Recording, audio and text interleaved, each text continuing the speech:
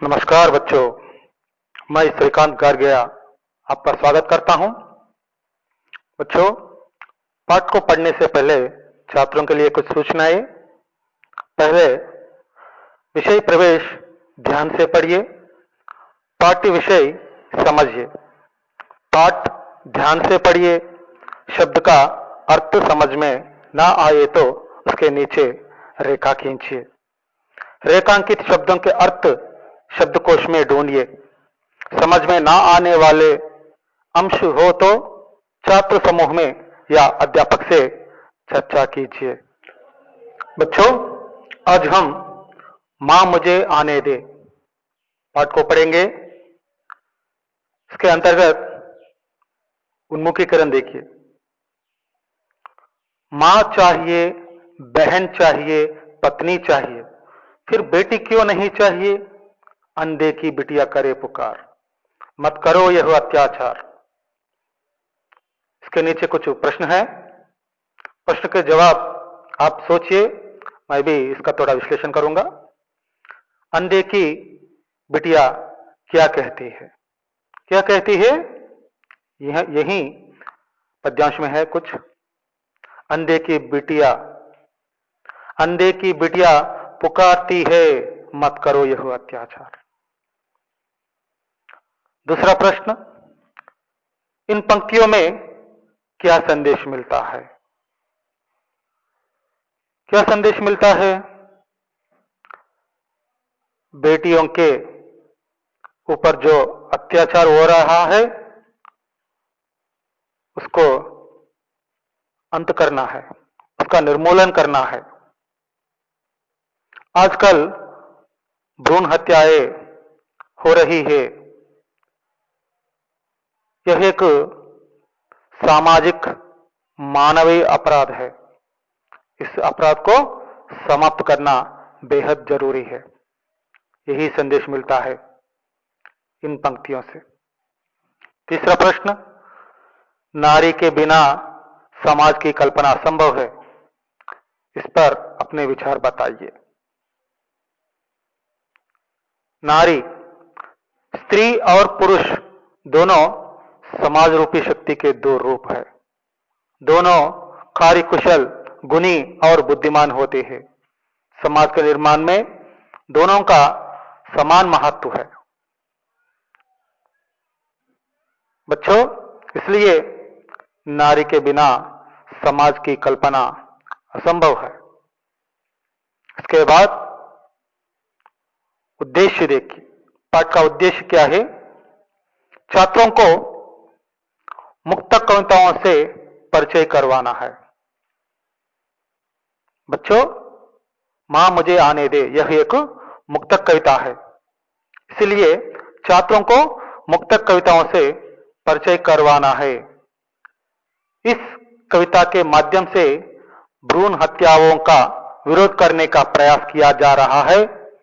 लिंग भेद का डटकर विरोध करना, भ्रूण हत्याओं पर रोक लगाकर बालिका शिक्षा की प्रेरणा देना इसका उद्देश्य है। अब विधा विशेष। यह एक मुक्तक कविता है। इसमें प्रत्येक पंक्ति कविता विषय के इर्द गिर्द घूमती रहती है। सटीक और प्रभावशाली शब्दावली ऐसी कविताओं की पहली मांग होती है। आप भी इस तरह के मुक्तक कविता लिखने की प्रयास कीजिए। अब कवयित्री परिचय देखेंगे। कवयित्री मृदुल जोशी का जन्म सन 1960 में उत्तराखंड के कठगोदाम में हुआ। इनकी रचनाओं का मुख्य विषय नारी चेतना व सम समाज का निर्माण है।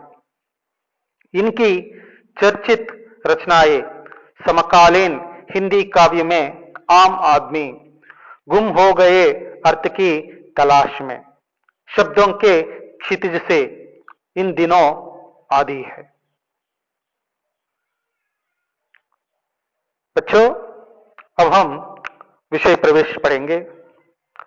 विषय प्रवेश है स्त्री और पुरुष दोनों समाज रूपी शक्ति के दो रूप है।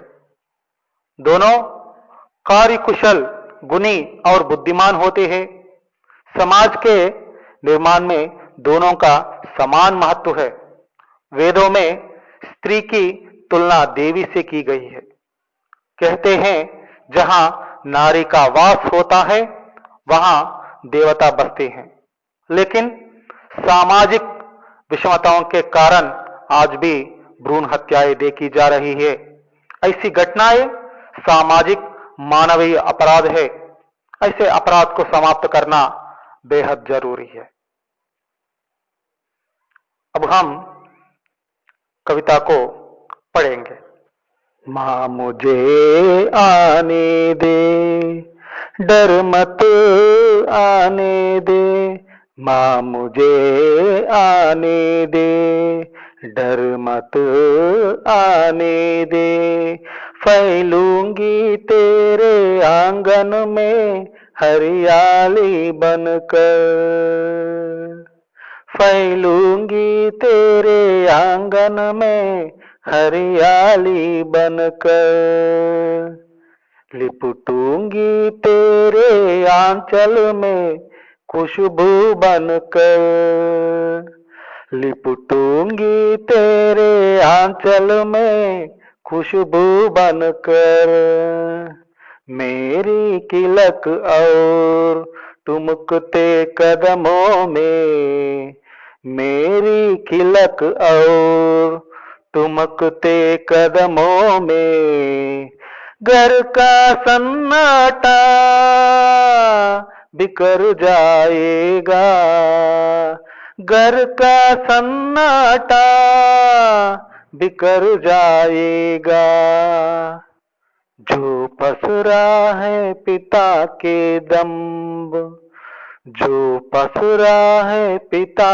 के दम्ब, बाई की उद्दंडता के कारण सदियों से, बाई की उद्दंडता के कारण सदियों से पूंछ दूंगी अंधेरा,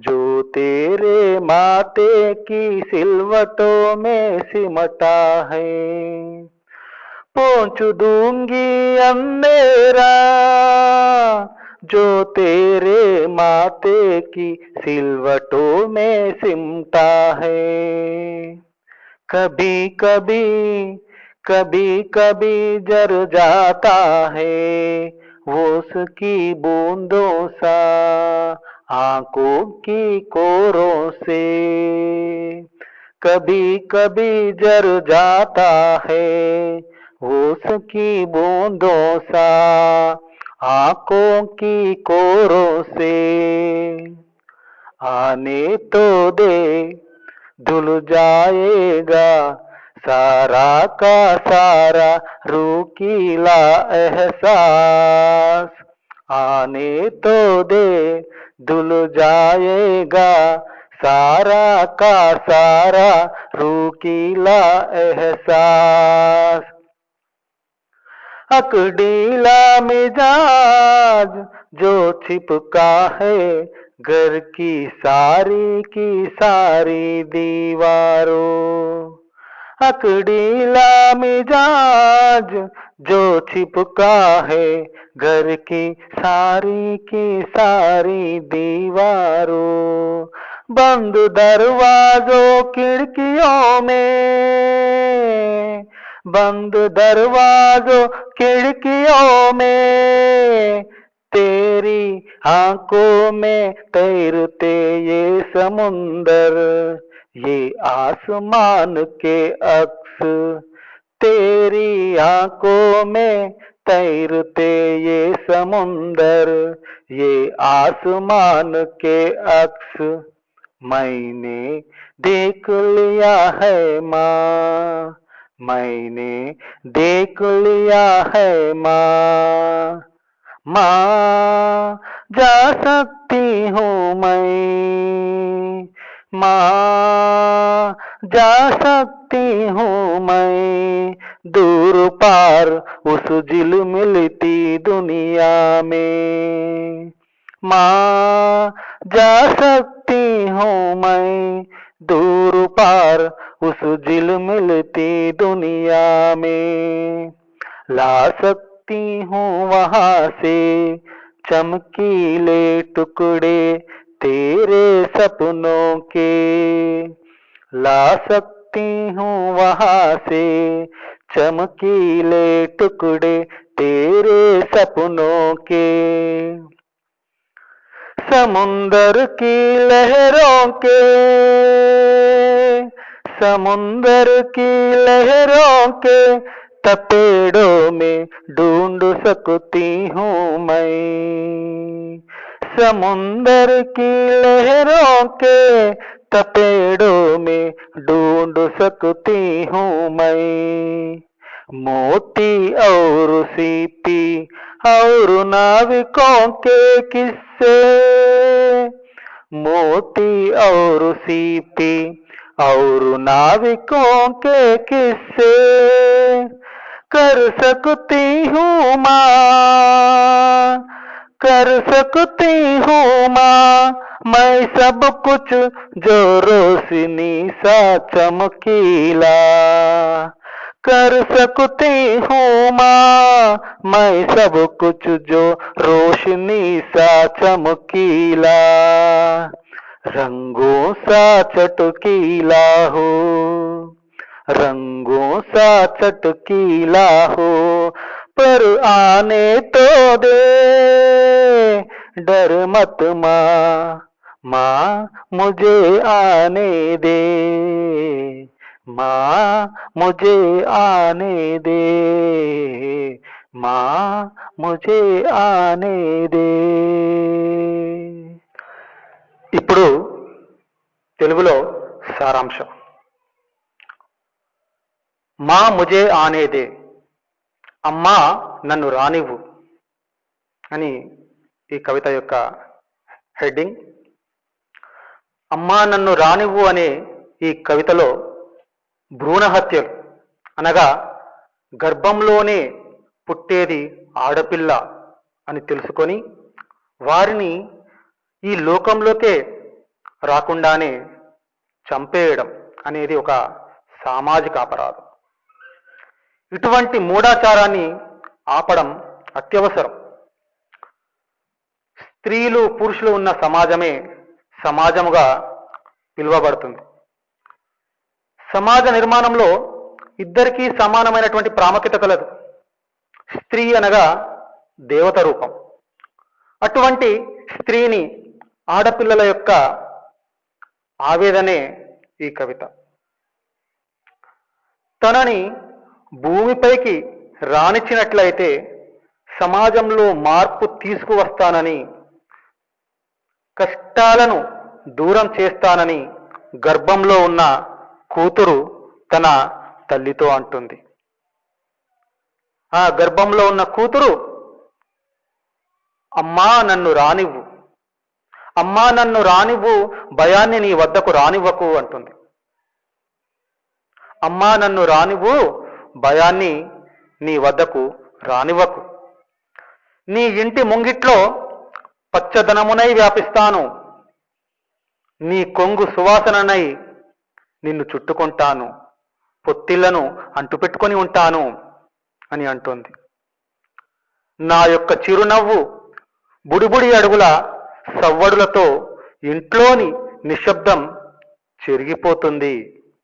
కొనసాగుతున్న తండ్రి గారి దర్పము సోదరుని పొగురుబోతు తనము వలన శతాబ్దాలుగా ఏదైతే నీ ఇంట్లో నిశ్శబ్దం ఉన్నదో అదంతా కూడా తొలగిపోతుంది, చెరిగిపోతుంది అంటుంది.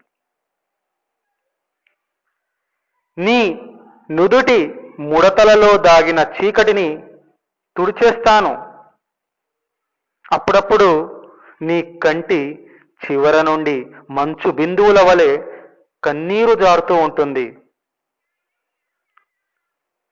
నన్ను రానివ్వు, నా రాకతో నీ కష్టాలన్నీ తొలగిపోతాయి. ఇంటిలోని గోడలకు మూసివేయబడిన తలుపులు కిటికీలకు అంటుకొన్న పొగరబోతు స్వభావం కూడా తొలగిపోతుంది అని అంటుంది. నీ కళ్ళలో కదులుతున్న సముద్రము, ఆకాశము వైపు నీవు చూసే చూపును, నీ చూపును నేను చూశానమ్మా. అమ్మా, నేను వెళ్ళగలను ఎంత దూరమైనా సరే, ఆ వెలుగుల ప్రపంచంలోకి, నీవు కలలు కంటున్నటువంటి ఊహాలోకంలోకి. అక్కడి నుండి నీ స్వప్నమైనటువంటి కాంతి రేఖలను తీసుకొని రాగలను.